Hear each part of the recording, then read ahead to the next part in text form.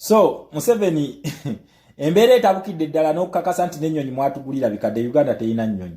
Okitegera? Kati bulijjo mubadde nga mwesudi yaki okutulaga kati ne Uganda temuyina nnyonyi spare ataliyo. Akkiriza temuyina na nnyonyi. Nabagamba munna Uganda ekintu kiri kimu. The harder we push tugenda kujjako Museveni ono. Okitegera? Muhoozi Kainerugaba yeetagibwa mu America saawa yonna. Nabagaye bagenda mu bakubira jeke nga kiva ku kikutunda njaga na kusupply nga bayekera bya kulwanyisa ebyetabu. Mu ggwanga lya Sudan African Union emaliriza enteekateeka zonna amagye ga Uganda gafulume South Sudan. Kiddamu bakomawo waka. Naye njagala mujjukira abaana aba bakomawo waka. Linki zo tugenda zeesonyiwa kubanga linki kati zikwatisa videos zange. Zo ojja genda okisaachinge ku busaachinzi. Kati linki sigenda kuddamu kuzibawa. Babula kasita information mubanga mugifunye ebya link tusoke tubyesonyiwe tusevinga account yeno. Okitegera? UPDF ekomawo waka.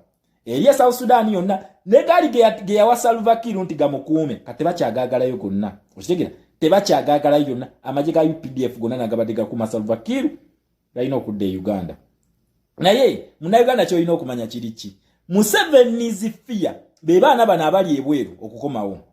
Be baana abali ebweru okukomawo mu ggwanga Uganda. Kubanga ekisooka yali ya ssente zaabwe. Tebayina ssente ze yabawa. Bali abali mu AMISOM mission. Jukira AMISOM mission ya muggwako bajuwachi bajikwasa ggwanga lya Kenya. Okitegera? Kati aba AMISOM mission bakugaba banje emyezi 10 n'emeka 14 tebalaba ku ssente. Okitegera? Kiyakola abamu yabakubaza bommu n'abatta. Ngalimbalima tizabadde atakazaani za Al-Shabaab. Okitegera ekintu ekyo? Kati bano bava Sudan bajja Uganda. Naye nakugamba teekeza abana abasajja. Jukira omwami yatambulya mu kumakamberenge. Kati ekimutiisa ekirala okukomawo abaana bano si kya ssente. Omuzungu ye muntu akubatta bbiri. Omuzungu akubatta bbiri. Abaana abo ne bajja nga backgrounding nga bajjidde ku mission. Kati jukira balina obusungu bwa ssente, balina obusungu bw'okubatulugunya ebyekisiru nga tabayamba. Kati bakomawo Uganda. Mugenda kulaba tabu. Nakugamba ebyali mu kubasiriwaza. Bwawandiisa magye atraininga abalimba.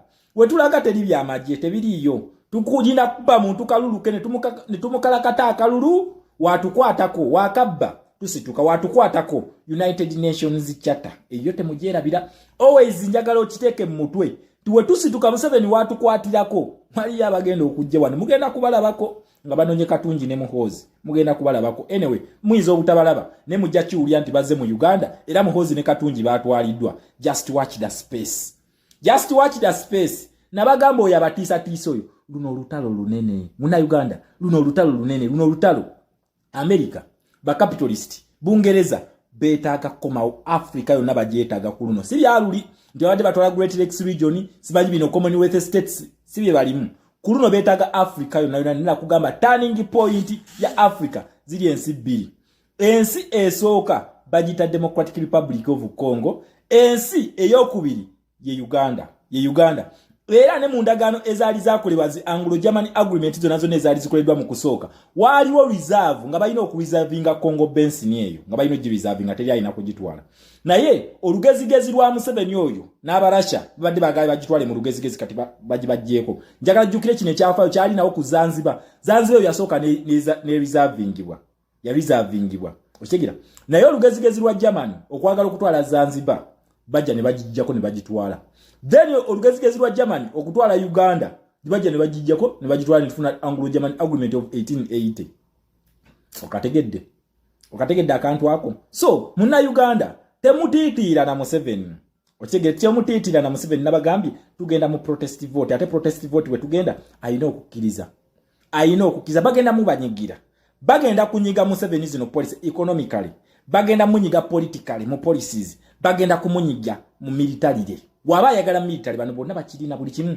Era mujjukira video gye nabazanyirawo ne yamasadi police yabagamba fe necessary tools tuzirina. Bayina necessary tools eziforcinga Museveni okugenda mu kalulu akali free and fair bazirina kubanga akalulu kano nabagamba kaba capitalist kagwa mu kintu kibayita capitalism policy wekagwa.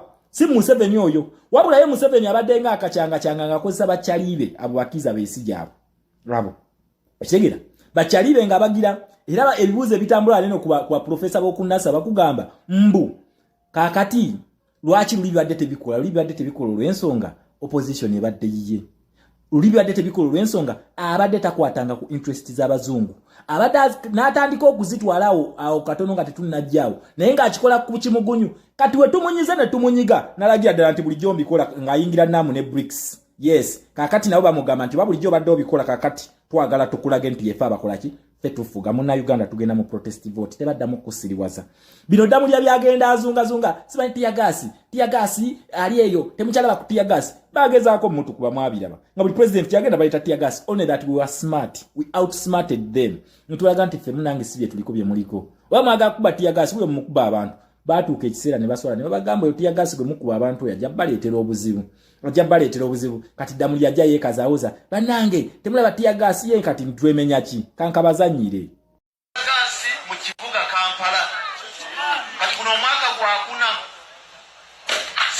kuba nti polisi kyalina tiyagasi tumulina naye tiyagasi yavanga mummwe nga waliwo abakozesa ne muteekawo embeera ya giri myaka ena gyayogedde siwe kiri si gye twakamala wano mu revolution eyo ng'etandise 2021 up to now.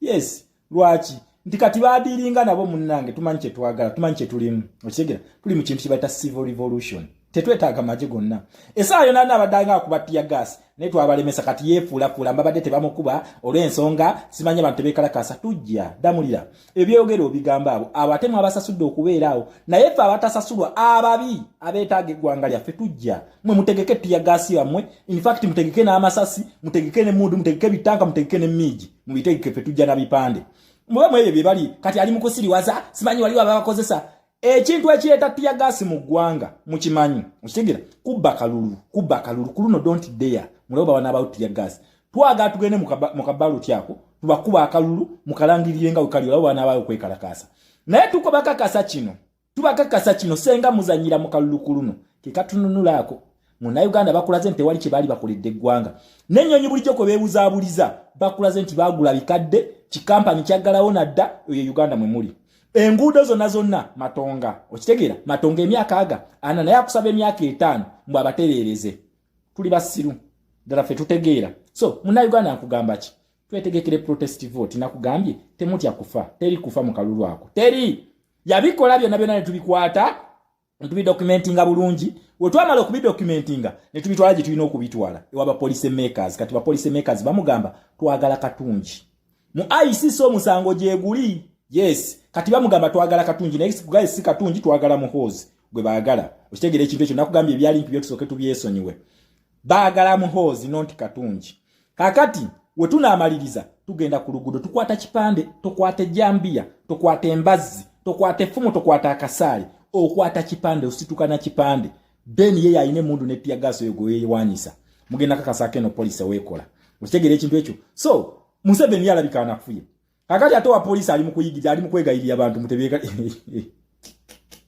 anyway nyongera okujjukiza Damulira naye kirala kye mutabate mwerabira tugenda kugaba kadi vetting tujongedeyo akati aba DF PFF abasindika bambega bamwe bazahala Yulika mukyalina stress nene ye kyabaluma kubanga kati fe tubyongeddeyo ate simu abagendo tulagira tugabe kadi simu abagendo okutulagira we tunayagalira we tugendo zigabira kadi nabagamba in fact njagala tugabe kadi yonge bulayi na kwezi 2 bagende banominating bano nabo abagendo ope tugendo gabira kadi zaffe basasulire sente zaabwe buli omba mu file nga bamwa ne receipt ya bank agenda wali kwewandiisa ezensoli zaabwe tuzimanyi mujja kiwulira okitegeera mujja kiwulira ate muvetinga abantu mwebye bibiina ebirala mu PFF batandise okweyogeza tugenda kuwagira ebibiina ebirala ku bifo ebimu ffe tetugenda kwegattana mwe tugenda kusimbawo buli kifo teri kibiina kye tugenda kuwagira ife tuwagira nuupu akabonero manvuuli tugenda kusimbawo ku buli kifo teri kifo kye tugenda kubalekera tekiriiyo buli kifo kyonna tugenda kiteekamu candidate akabonero akaffe kali aka manvuuli teri ebyo kolokolo simanyi kolokolo yeegase n'omuti neyegatta n'ambulera teri ebyo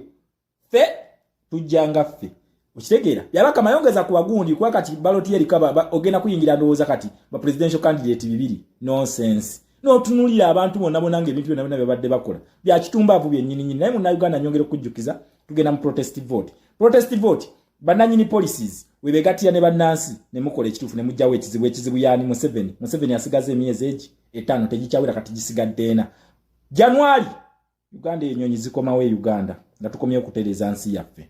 Respect for God and my country, Uganda.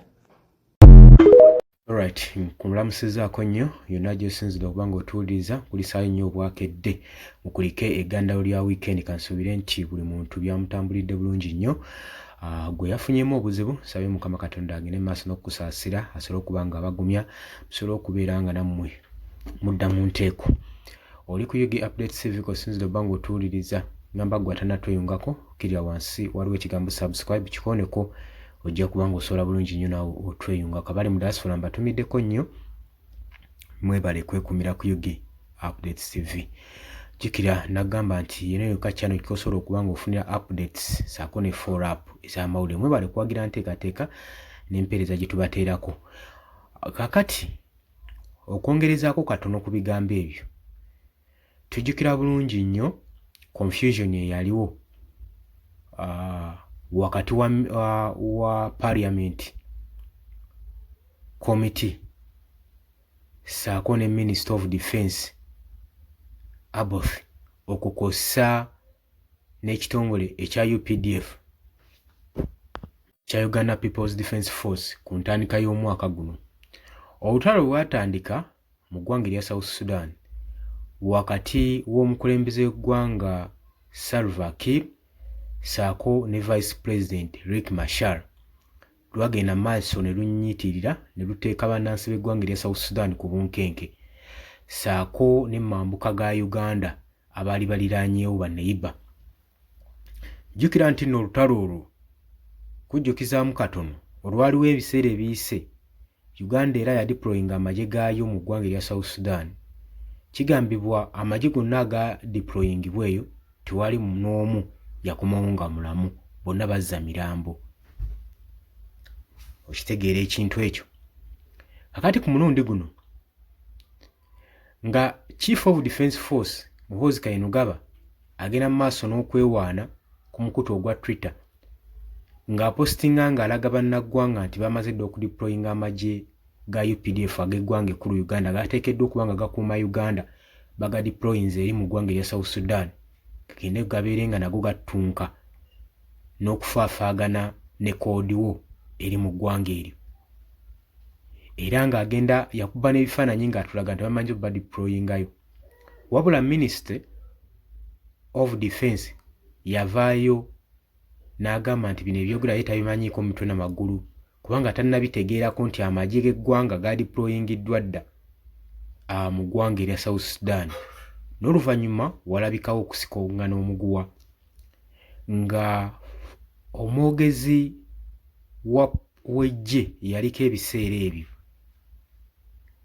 baali bamuyita erinnya ndyerabiddemu naye tugenderawo, yavaawo n'agamba oluvannyuma lwa Minister ono Aboth okomplaininga mu Parliament nti ye ng'ebyokudiployinga amagye mu South Sudan watabimanyiiko era teyakitegeerako tebamuinfomingako. Baavaayo ne bagamba nti nno omulimu gwo si kubangwa otutegeerera ekyokukola na kulingiriza institute eno eya UPDF bye tugenda maaso n'okukola ne missioni zaffe ne operation zaffe, wabula omulimu gwo gwe nga Minister of Defence kutukiikirira mu Parliament.